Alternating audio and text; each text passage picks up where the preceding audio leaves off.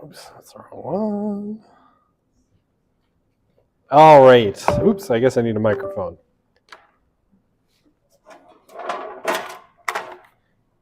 Okay, so, oopsie. Last time we were talking about some mental health trends. Of course, someone left the microphone on, so the battery's dead. Everything is garbage. Okay, let's try this again. There we go. Okay. Do, re, mi. Alrighty, so let's try this again. We were talking last time about mental health trends amongst young people, and we kind of went all over the place, right? We looked at Canada, the UK, the US, and Australia. If we wanted to, we could continue doing the same sort of thing, but I don't want to just beat on this over and over again, but there's similar statistics that we've seen come out of Sweden, Norway, Finland, right? The Nordic countries, which have always scored really high in happiness and kind of life satisfaction. We see the same sort of trends happening there and in all sorts of non-English speaking countries in Europe, right? We see it in Japan. That's not in Europe, obviously, but Germany, France, we see similar trends overall, right? So overall, more self-harm, kind of more hopelessness amongst young people, and all kind of starts around the same time. All right, so instead of explaining this slide on Friday, I just left it here without any explanation. Okay, politics. Does politics play any particular role in life satisfaction? And I think the answer looks like yes, right? We see a pretty clear split, between kind of liberal, moderate, and conservative individuals, how they self-rate themselves in terms of politics and their levels of kind of happiness, whether they have a mental health condition or, in this case, right, depression scores. Okay, so we're going to take all of this data. I'll break it down for you a little bit. They come from two different data sources. This comes from Pew Research's American Trend Panel, right? And this data, so this survey was fielded March of 2020. So kind of, very early days pandemics. We're probably not seeing a pandemic effect yet. This one is monitoring the future, right? One of my favorite longitudinal studies done in the US. And it's been, tracking data going back into the 1970s. But for our purposes here, this is just, and both of these are broken up, in terms of politics. Okay, so if we look, has a doctor or healthcare provider ever told you you have a mental health condition? Percent saying yes. What do we see? For conservatives across the board, right? In the younger cohort, there's more, which is sort of what we would expect, right? But it's still much lower than, say, liberals, right? Liberal women and men, much more likely to say that they have, that a doctor or healthcare provider has told them they have a mental health condition, right? So it's above 50% of liberal women, right? And above 30% of liberal men. It is right around, let's say, 20% for conservative women and even lower for conservative men, right? Probably about 15%. And moderates are right in the middle between the two. right? So politics does seem to play a role. Even more stark if you break this down on the monitoring the future data, right? You have the most likely to have high depression scores. And it's consistent, right? Going back to 2005, the gap was a bit smaller and the score was a bit lower, but liberal men and women were more likely to score higher in these depression questions, right? So part of monitoring the future, they field questions from a depression index, and they rate each person who takes it on the score. What we've seen is pretty sharp rise. Oh, this one doesn't have the 2012 bar, but it's right here, right? 2012. And what do we see? Pretty sharp rise for liberal men and women after 2012. A fairly sharp rise for conservative men and women as well. However, they're still at much lower levels, right? So the conclusion, on most measures, those who identify as liberal politically seem to experience worse mental health outcomes for whatever reason. Okay. Oh, I answered that last time. I talked to this person after class too. Okay. So, other things. And I've kind of broken this down into kind of two factors, right? So self-derogation and locus of control. Okay, so self-derogation. Part of, and this is again monitoring the future data, they ask these people to rate their level of agreement with these four statements. I feel I do not have much to be proud of. Sometimes I think I'm no good at all. I feel that I can't do anything right. I feel that my life is not very useful, right? And you rank this from strongly agree to strongly disagree. So that's your self-derogation questions, right? And what do we see? For self-derogation, US 12th graders, in terms of self-derogation scores, they used to be about the same, right? Boys and girls used to be about the same. Or sorry, conservatives and liberals used to be about the same all the way through here. And something happens. Where does it happen? Well, somewhere between 2009 and 2013. And everybody's scores go up. But the scores for liberal boys and liberal girls go up considerably more than conservative boys and conservative girls. Okay, this one is a little bit weirder and the data is a little bit more mixed. So, okay, if we're talking self-derogation, right? Essentially thinking that you suck, right? And you're kind of worthless. Liberal girls and liberal boys seem to think that their lives are less worthwhile than their conservative counterparts, which is a little bit weird, right? A little bit odd. Okay, and this one, whenever I try to get ahead, something or somebody stops me. Okay, so this is what I call an external locus of control, right? And this is not my term, I didn't make it up. It's a commonly used term. What an external locus of control is, it means that you think the forces that control your life are outside of your control, right? If you are, like what's the kind of stereotype of conservative thought is that people are supposed to pull themselves up by their bootstraps, right? That you're supposed to work hard and that's how you transform your life.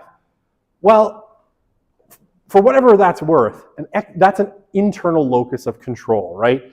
You think that whether you succeed or fail in life ultimately comes down to you and your effort. An external locus of control is you think there are external forces holding you back. Now, what I think is really, really interesting here, I'm sorry, I've made this chart unbelievably tiny on my own screen, and I should really fix that and split this into two slides. Who scores really high in terms of external locus of control, right? Thinking that somebody or something is getting in their way. Liberal girls and conservative boys. Now, I think this looks different for each of them, right? So I think for liberal girls, they probably look at something like patriarchy, right? The inability of women to get ahead is related to some kind of patriarchal standards in society, right? They're being held back by antiquated standards of life, right? Now, again, whether this is true or not, this is what liberal girls believe. Now, conservative boys,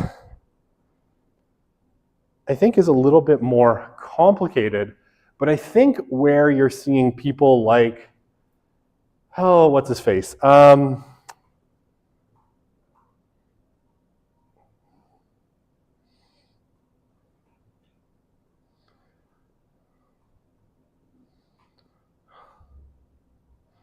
Right, and there's a million of these losers online. Apologies if you love them. If I don't know, I realize that apparently some percentage of young people are apparently very attracted to these two individuals, but there's a lot of other people like them. Weirdly, my one friend, a really good person, she has 3 boys, and her middle boy, who has like 142 IQ, right, genius level IQ, has been like gifted this whole time, somehow fell down the Andrew Tate like rabbit hole, and I don't know why. And I'm like, I thought you said he was the smart one. And she's like, he is the smart one, except that he's dumb at a lot of like practical life things. He was paying for, what is it, like Hustler University for Andrew Tate to teach him how to like build a business. I don't even know what's inside of Hustler University. I just know that Andrew Tate's a huckster, so I would never even want to look to find out. But some percentage of young men, right, fall down this kind of, oh, what's the term? I'm going to go with red pill, right?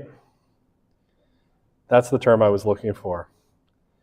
Right, it's women, right? And women who have taken the place of men in the job market, or DEI, right? Hiring women into traditionally male professions has blocked men's ability to rise in those positions or something, right? Increasingly, if you're talking about Fuentes, right, he blames a certain ethnic and religious group, right? But there's always someone who is the reason that you can't get ahead, right? For a while, this was called red pilling. I don't know if it still is, but conservative boys have been told the reason you can't get ahead, right, is because of DEI, or it's because of feminism, or it's because of, Jewish people and the Jewish lobby controlling the world, or whatever, right? And so they too have a sort of external locus of control. Now, what this does, feeling like you don't have control over your own life leads to a bunch of really bad outcomes, right? You don't tend to try as hard, right? You don't put as much effort in. You're more likely to give up. You're more likely, and we'll talk about this when we talk about Haidt's book, The Anxious Generation, to move into this category of hikikomori, which is these boys that have kind of given up on life, or NEET, right? Not that people who aren't engaged in employment, education, or training of any kind, right? And these are not positive kind of male trajectories. So that, I think, comes out of a kind of external locus of control. And so what weirdly we see is liberal boys and conservative girls a little bit better adjusted than their kind of opposites, right? Conservative boys and liberal girls. So I think it manifests differently too, right? We see liberal girls with really high depression scores and conservative men, kind of falling down these nasty political rabbit holes. Okay. Politics. One of the things, I'm going to show you this, and I apologize, I created a new slide on the next slide, and it's more or less just for interest, because there are a couple of things that I kind of found over the weekend while I was browsing, social science data on Twitter. So I'll show you that in a sec. But this is definitely in your slideshow. One of the things we're seeing is more and more of a split in terms of politics between men and women, right? with women becoming more liberal, in some cases quite a bit, right? And men generally trending more conservative, although, depending on which society, like in the US, the trajectory is not as, as steep, but still, we're seeing an increasing kind of split between men and women politically, right? So if you've kind of noticed, right, if you're out in the kind of dating pool and the dating world, and you are finding it either, you're a conservative boy or a liberal girl, or male or female, and you're finding it hard to find someone who shares similar political values or social values, it's not an illusion, right? It seems to be a kind of worldwide phenomenon where the politics of men and women seem to be diverging. Now, I didn't talk about it in this class, but I do talk about it in my social religion class. One of the weird places this is manifesting is in religion. Women historically have always been more religious than men. And that is actually flipping. We're now seeing in our youngest cohort, right, in kind of Gen Z and older Gen Alpha, we're starting to see that flip where the boys are a little bit more conservative and a little bit more religious than their female peers. Now, this is probably related to these other things we've talked about, right? And we're going to talk about it again if I actually get my act together, which I'm planning to this week. I have no marking. So I finished my one slideshow I had to do today for SOC 100, and then I'm planning on finishing the What's Happening with Boys slideshow after that. And I lost my train of thought in explaining to you why I haven't done my job. What the hell was I talking about? This kind of trajectory we've seen, right, where educationally and economically, women are doing considerably better, and boys are kind of stagnating and struggling, right? We talked about that in education. We talked about it in work as well. This is probably leading, in some cases, to some of these political splits, and these splits in terms of religion, where men are looking back potentially to a time where they were doing better and hoping to go back there, or something, right? Looking for something to ground themselves in because they've lost some ground socially. Okay. And yes, it's having impact in the dating world and in the mating world. And oh, look, what do we have? So amongst other things, this is, again, kind of weird. And I pulled this out. This is from Pew, kind of the latest round of Pew research. And it's really, really interesting, right? Girls are now less likely in the US to say they want to get married than boys are, right? Now, boys haven't really changed, right? If we go back to 1993, 76% of boys said they wanted to get married. 2023, when this Pew data comes from, it's 74%, right? That's a margin of error. The girls, on the other hand, 83%, said they wanted to get married or they thought they were likely to get married. In 1993, it was 83%. By 2023, it's 61%. And again, you don't have this slide because this was my weekend Twitter browsing. You don't have to worry. I won't test on this, but I'm just telling you it because it's interesting. All right, so again, a kind of split. Boys kind of staying where they were or maybe getting a little bit more conservative. Girls shifting their position pretty radically, which again, not necessarily surprising. Their economic prospects are better. They're less likely to, maybe want to get married and have children because it's going to interrupt careers. Again, to be honest, how to put this? There's no kind way to put it. Things like porn and, red pilling have made men kind of yucky in a lot of cases. Generally seems to be leading young men to be very much less marriageable. And women are not unaware of this. They're sort of aware of it implicitly. Okay. And we see it kind of a big shift in terms of the likelihood that people say they're going to get married, right? Very likely. Still a lot very to fairly likely is still somewhat similar. But we've had sort of drops, right, where people say they're likely to stay married to the same person for life. It was 59%, very likely, and it's dropped 8 points, since 1993. And want to have children, right? That one's a little bit more dramatic. It's now only 48% say it's very likely they want to have children, and it was 64 in the past, right? So big shifts.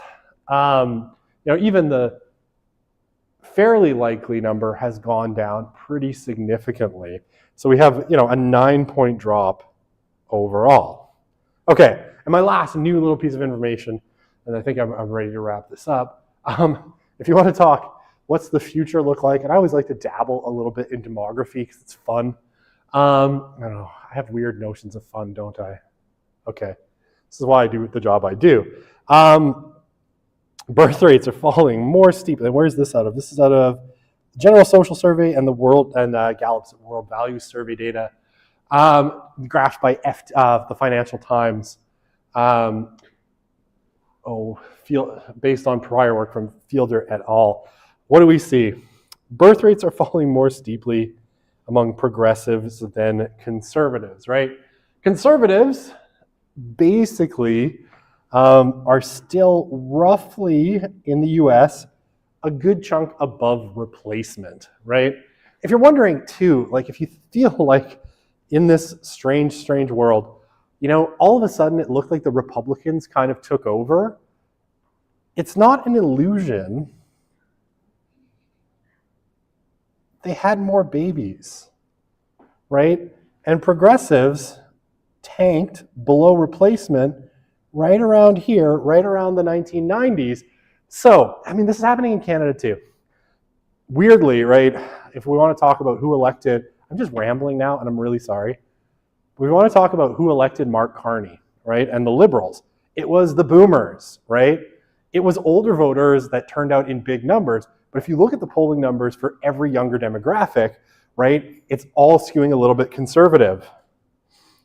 Because there's a big group of, conservatives that were born in places like the US, and they still remain a little bit more conservative, right? And progressives stopped having babies sometimes in the 1990s. Well, actually, like before then, it really starts to tank, right here, like mid-80s. And so, you have a sort of generational replacement problem for progressives, right? And so conservatism has a sort of demographic advantage. Okay, now, same thing in the developed world average, right? So all over the developed world, and you hear, oh my gosh, conservative movements are taking over in France and Germany and everywhere, right? Again, cha-ching, right there, right? They are still at or above replacement fertility. Okay, there's my wonkish theory of how conservatives are going to breed progressives out of existence is done now. I'm so very sorry. Okay, so in terms of going back to my other stuff, right, where we're talking about, our self-derogation and our locus of control. One of the things we see, right, social media seems to be playing a role in driving at least some of this, right? Girls spend a lot more time on social media than boys. So we're talking about all of these effects in terms of negative mental health outcomes. It seems in some part to be driven by social media use. And girls use a lot more social media than boys. And so this is UK. Teens depressed as a function of hours of social media. And what do you see, right? Girls use more, and they get more depressed the more social media time they spend, right? So more time spent on social media. Now, I don't have this charted out, but I've read some recent findings suggesting that liberal girls are considerably more likely to spend more time on social media than their conservative peers. And this, again, is everything about religion? For me, yes. Our conservative girls, and the more religious they are, tend to spend less time on social media, right? And they're less depressed. Less depressed. And again, I cannot spell today. Oh my gosh. Again, I think the reason for this is they're more anchored in communities, right? They're likely spending more time out of the home, engaged in some kind of activities, and the numbers sort of broadly bear this out, despite the fact that I cannot write anything to save my life today. Okay, so social media is a problem, and that deinstitutionalization tends to bite more amongst progressives than it does conservatives. Not surprising, right? Progressives are much more likely to be sort of anti-establishment or critical of establishments than their conservative peers. So I think they naturally spend less time in them. Okay, it's my wonkish thing. All right. Where is my button? Next unit. I opened it, it's here somewhere. Aha, here it is. Just have to make sure this has the right Slido. Switch Slido, okay. Ta-da. All right.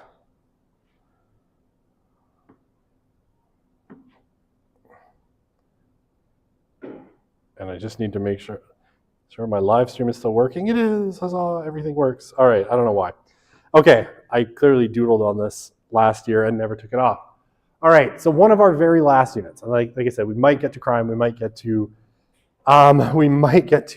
what's going on with boys. We'll just see how we're doing as we go.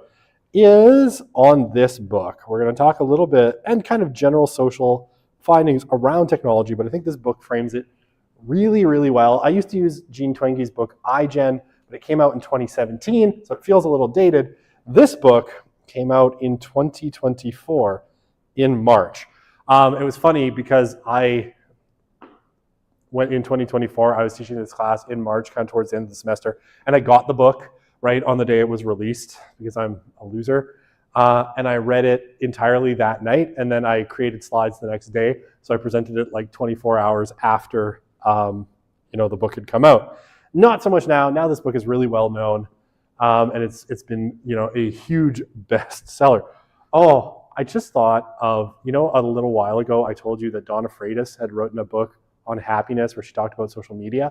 I just remembered the title of it. It's called The Happiness Effect. It's from 2018, so it's a little bit older, but I had forgotten that until this moment. All right, this book is called The Anxious Generation. This is the UK cover, and I don't know why, but I really like the UK cover. The American cover kind of, is a child on a phone surrounded by smiley faces. For some reason, this one, maybe this one fills me with less anxiety. Okay, so Jonathan Haidt writes about the anxious generation. And can you guess which generation that is? You don't have to, because I'm going to tell you. It's Generation Z. Okay, now Haidt is an interesting kind of character. He's a social psychologist out of New York University. He does work really closely with Jean Twenge. They are friends. They've co-authored stuff with the other person. And like I think I told you last time, he writes a really interesting Substack, which if you're interested in kind of questions about what's going on with young people, it's called After Babel. And it's really good. He's a good writer. Pretty clear focus. He's definitely made a bit of a name for himself now as a sort of Luddite. Someone who's really questioning phones and other digital screens and the role they play in young people's lives. So, since you all love your phones and probably get anxious if you don't know where it is, I do too. You might find John a little bit off-putting. But he's got an interesting track record. One of the books that he wrote just before this is called The Coddling of the American Mind, which also made a really big splash, which he wrote with Greg Lukianoff, where they kind of outlined the big shift that had happened with Gen Z, especially on campuses, where Gen Z shows up on campus, and a big shift from millennials. they are really offended by ideas that they don't agree with and start trying to shut down all sorts of political speakers, protests, and any kind of academic discourse that they don't like. And from this, we get kind of cancel culture. Okay, I'm sorry for the preamble. Okay, so, like a lot of people in this space, and I've quoted this part of Neil Postman's book, Amusing Ourselves to Death, a couple times through the course, because when we're talking about sex, Ryan Burge also kind of alludes to the book, right? And it's kind of classic in media studies. If you take SOC 444 with me next year when it's offered, I think probably in the fall, I'll have you read a section of it. It's a really famous book, and it has this in its kind of opening. And I've highlighted what I think is kind of the interesting section, and kind of what Haidt also opens with in his book, right? And it's a contrast between sort of the George Orwell vision in 1984, right, where society and freedom is sort of crushed by the things that we hate, right? Oppressive government. With the vision of another dystopian writer that was a contemporary of Orwell's, Aldous Huxley, who wrote a book called Brave New World. And if you haven't read either, shame on you. They're both really great dystopian novels from the middle part of the 20th century. And in Brave New World, to summarize the plot very generally, people aren't so much controlled by pain or by oppression, they're controlled by distraction, right? The government feeds them a drug called soma. They are encouraged to have as much meaningless sex as they want. They go to movies that are essentially pornography called the feelies, and they strap into a chair that gives them all the bodily sensations that you would have. Icky when you think about it, right? And all sorts of things like this, right? And this is a society that has no freedom as well. They just don't know it because they're too drugged out and sort of like consuming porn to actually give a shit. And it sort of is an interesting novel because Jonathan, who's the savage, right, is brought into this society from out. He grew up outside of it, and he knows Shakespeare and he knows great literature, and he feels completely alienated from the society because he can see that it's not free. And so, what Haidt kind of alludes to at the beginning of the book is that what we love will ruin us, right? And here specifically, what do we love? We love smartphones. We love tablets. We love screens. We love to be entertained, right? I reread this every now and then. I'll reread Postman's Amusing Ourselves to Death, and I always find this line chilling. This book is about the possibility that Huxley, not Orwell, was right. And then he goes through to show how everything in American life has turned into entertainment, right? Okay. And I think people will continue to update this, and it's like, we're now so distracted by all our screens that we miss what is going on sometimes. Okay. So, one of the questions that Haidt asks is, why have we seen a decline in mental health? And here, one of the things that Jonathan and anyone who talks about mental health today has to fend off is a bunch of objections, right? Especially when it comes to, Gen Z. Well, it might not be smartphones, right? And he's going to make, I think, a pretty persuasive case that smartphones and social media, I think it's the pairing of the two, have certainly not helped. But some people will object, well, Gen Z is just more open to talking about mental health than past generations. And this is definitely true, but I think what almost everybody agrees is that this wouldn't actually account for all the changes we see. Okay, so, and it wouldn't account for the timing, right? So, because the trends in poor mental health accelerated so quickly, right? And again, if we go back to that last lecture, right, you see these sharp upticks or these sharp drops in a lot of these mental health statistics. So these are sometimes referred to as hockey stick shaped graphs, right? Why? Kind of like a hockey stick. They go kind of, that's not a hockey stick. That's not a hockey stick either. Like this, right? Sharp jumps. I can make a hockey stick. It just takes me 3 tries.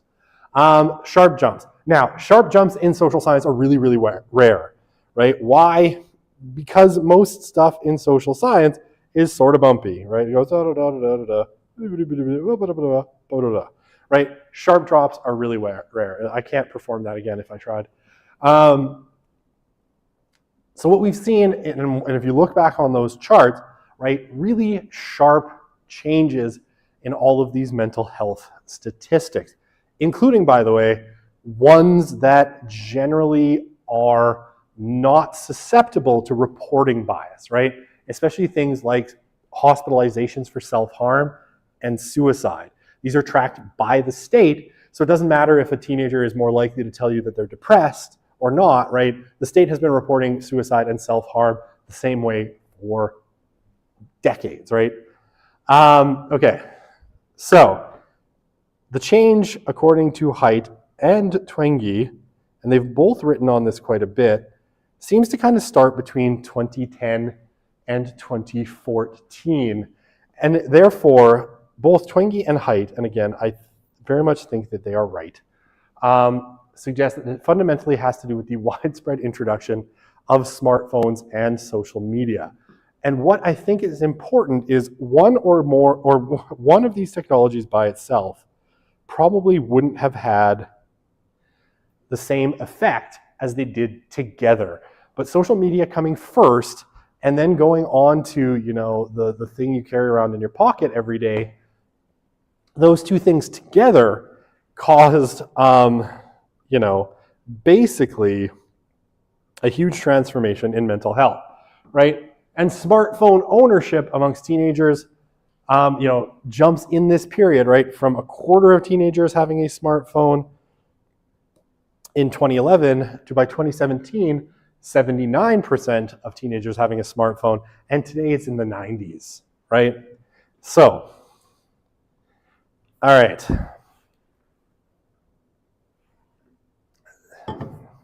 I made these slides very white, kind of like me. All right. So, 2015 report from one of these nonprofit groups that tracks all sorts of media use and trends, Common Sense Media, basically reported that teens with a social media account spent on average 2 hours a day online, right? So that's quite a bit. Pew in the same year found that a quarter of teens said they were online almost constantly.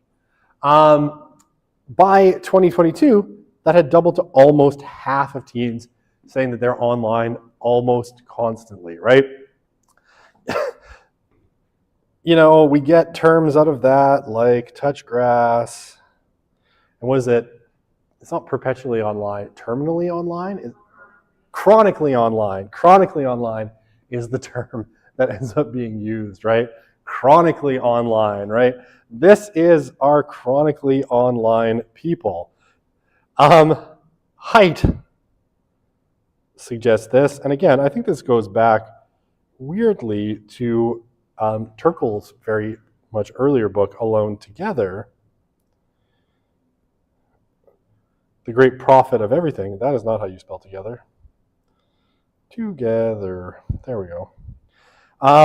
Sherry Turkle's book, Alone Together, back from the kind of mid-2010s, where, for those constantly online, they were constantly online even when they were with people, right? And so when they're somewhere, their consciousness is elsewhere, right? They're always thinking about what they're missing out on, right? What could be out there. There's a huge fear of missing out. I'm just going to keep dropping like trendy terms until someone makes me stop. Okay. So,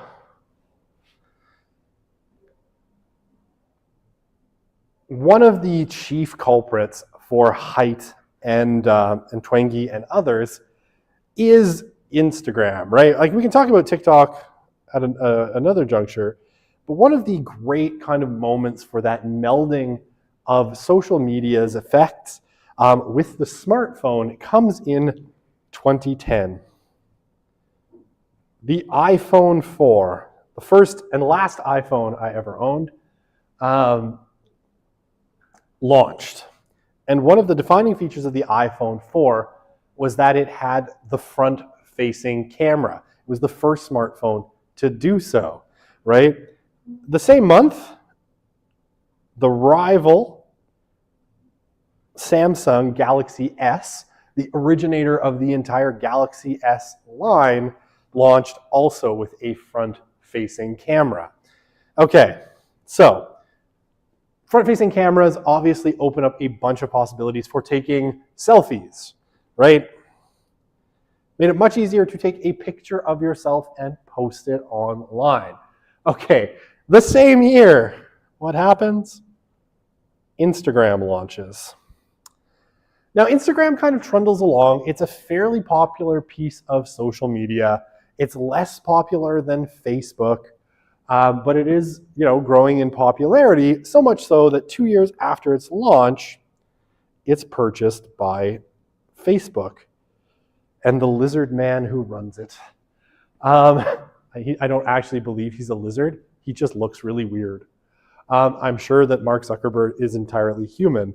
I hope the lizard people don't come and get me. I don't actually believe there are lizard people. I'm just being dumb. So 2012, Facebook purchases Instagram, and they grow its user base from about 10 million, a substantial amount, to 90 million in less than a year, right? So everybody who has a Facebook account, and Facebook is at that point by far the most popular social media platform, also basically now is kind of pushed to using Instagram. And a lot of people really, really embrace it. And Instagram becomes one of those leading social networks. And it's particularly leaned into by girls, right? Weirdly, social media has its kind of patterns. Boys tend towards video games, YouTube, Reddit, and hardcore pornography. I just said the same thing twice, right? Because Reddit and hardcore pornography are basically the same thing. Teen girls, right, go towards the more visual platforms. So that at first, that's Instagram. Later on, that'll become things like TikTok and all the TikTimitators. TikTok imitators, right? So Facebook obviously has Instagram Reels and Facebook Reels, and YouTube makes YouTube Shorts, right? And girls really gravitate towards these highly visual platforms. I was trying to coin a phrase. I've never coined a phrase, but TikTimitators will likely not be it.